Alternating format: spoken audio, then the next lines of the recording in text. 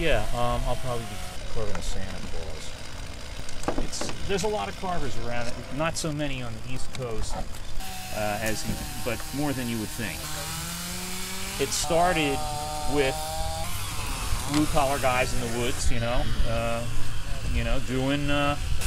carving, and now, a lot of people have adapted. So I'll just block it out, and it's pretty much retains a lot of the shape of the log. I just put the detail in it with smaller and smaller saws.